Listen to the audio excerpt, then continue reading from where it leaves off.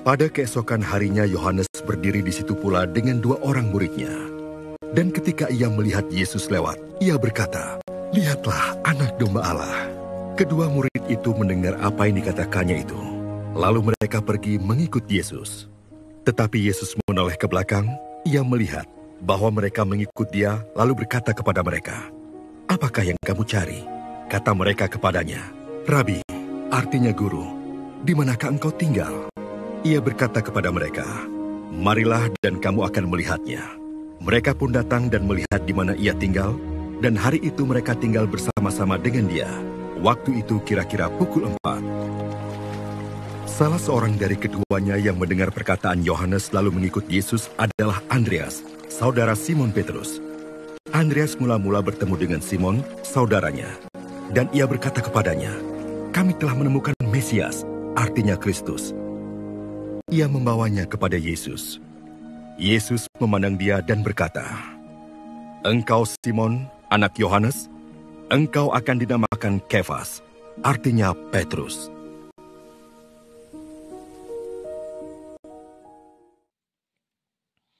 Saudara-saudariku yang terkasih dalam Kristus Yesus, pada dasarnya setiap manusia hidup dalam suatu panggilan yang terjadi secara terus-menerus. Panggilan ini sangat beragam dalam jenis maupun asal-muasalnya.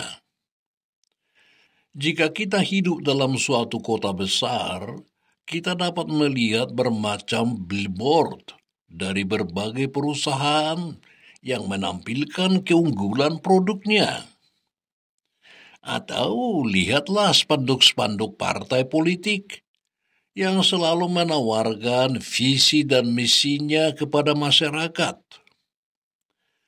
Di persimpangan jalan yang strategis akan terpampang puluhan spanduk, iklan, himbauan yang selalu menawarkan sesuatu atau sekedar memberitahu dan juga menyampaikan bujuk rayu. Jika kita sedang berada di rumah, panggilan itu pun selalu hadir pada saat kita membolak-balik lembaran surat kabar, majalah, atau pada saat kita menonton televisi. Bahkan internet pun selalu dipenuhi dengan panggilan-panggilan komersil. Ada ribuan situs internet yang menawarkan berbagai panggilan yang sering sangat menggoda dan bisa membuat kita berlarut-larut menghayati dan memilah-milah tawaran yang membuat hati dan kantong kita apes tak keruan. Cerita kawan tentang pengalamannya berbelanja di luar negeri dan enaknya berbelanja pakai duit plastik elektronik atau kredit card juga merupakan panggilan yang sering tak dapat ditolak oleh banyak orang modern yang sok keren. Ya saudara-saudari, manusia mau tidak mau harus menjawab. Dan memang itulah aturan main kehidupan. Jika ada panggilan, harus ada jawaban. Kecuali memang panggilannya tidak kedengaran, atau yang dipanggil memutuskan untuk cuek saja. Jawaban atas panggilan biasanya membawa konsekuensi adanya interaksi dialogal. Dan dari hasil interaksi ini terjadilah perubahan. Itulah sebabnya umpamanya seorang wanita karir yang sangat concern dengan penampilannya akan selalu membeli majalah mode dan melihat-lihat model pakaian terbaru.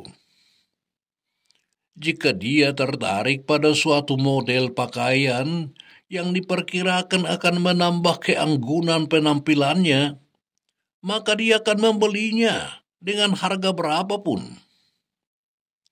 Pada saat dia memakainya, penampilannya akan berubah menjadi lebih anggun dan para pria rekan bisnis atau rekan kerjanya, atau bahkan super pribadinya, akan diam-diam jatuh hati atau minimal memandangnya dengan diam-diam.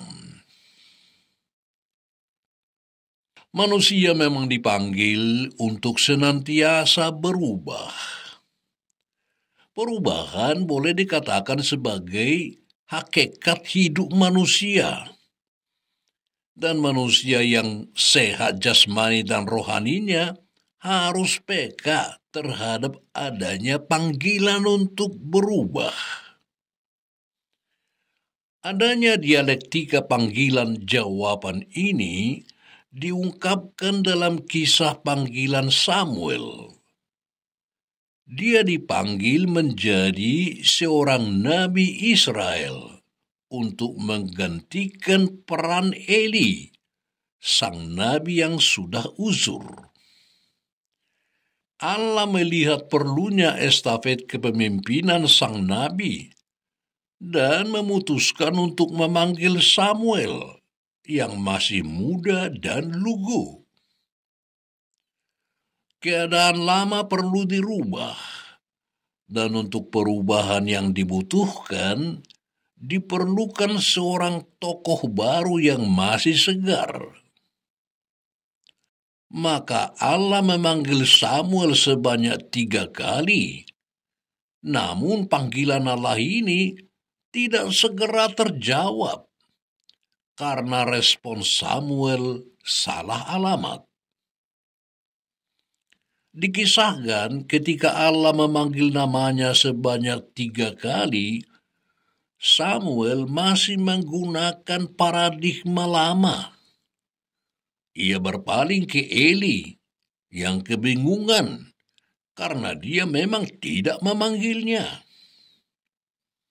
Untunglah Eli bijaksana dan mengerti bahwa panggilan itu berasal dari Allah. Saudara-saudariku yang terkasih, Yesus pun melihat bahwa diperlukan cara hidup baru untuk umat manusia. Dan karena itu dia memanggil para rasulnya. Yohanes Pemandi menawarkan kepada murid-muridnya seorang pemimpin yang baru, yaitu Yesus. Dan panggilan tersebut direspons oleh para murid Yohanes dengan mengikuti Yesus. Peralihan dari guru lama, Yohanes Pembaptis, ke guru yang baru, Yesus, membawa perubahan. Mereka menjadi rasul, dan para rasul inilah yang kemudian berjumlah 12 orang, membawa perubahan. Bukan saja bagi orang-orang di Israel dan di sekitarnya, tetapi bagi miliaran manusia di muka bumi ini. Kekristenan adalah suatu perubahan hidup. Kekristenan adalah suatu dialog dengan Tuhan. Kekristenan adalah sebuah jawaban atas panggilan terus-menerus dari Allah yang hidup.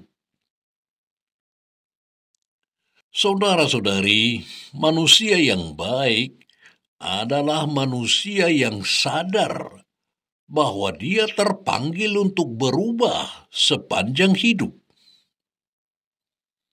Memang tidak semua panggilan untuk perubahan itu baik, dan karenanya orang beriman mesti cukup hati-hati.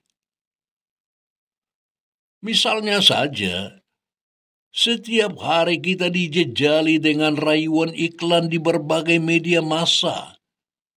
Dan jika orang begitu saja mengikuti panggilan iklan, dipastikan bahwa hidupnya bakal morat-marit. Di tengah serbuan panggilan duniawi terhadap hidup manusia, muncullah Yesus yang dengan setia memberikan panggilan yang berbeda setiap saat lewat Injilnya. Ketika dunia meminta kita untuk hidup penuh glamor, maka Yesus berseru agar kita hidup bersahaja. Ketika dunia menawarkan sistem politik, ekonomi, dan kultural yang mengeksploitasi manusia, maka Yesus memanggil umat-Nya untuk mencintai mereka yang terkecil dan terasing. Ketika dunia menawarkan berbagai makanan enak, Yesus memanggil umat-Nya untuk berpuasa. Ketika dunia memanggil manusia untuk menerapkan hukum lama, gigi ganti gigi, maka Yesus memanggil seluruh umat-Nya untuk saling mengampuni 7 kali 70 kali. Panggilan Yesus terjadi setiap saat dalam hati, dalam pengalaman, dan dalam hidup kita sehari-hari. Kesibukan dan kecemasan kita akan hidup duniawi ini membuat panggilan Yesus, "Mari ikutlah aku," menjadi sangat samar dan hening. Terkadang kita mampu mendengarnya, namun seperti yang dialami Samuel, kita menjawabnya secara salah. Kesalahan ini terjadi karena manusia sudah sangat lahiriah, tidak personal lagi. Manusia tidak intim lagi dengan dirinya sendiri dan kurang mampu mendengarkan suara batinnya.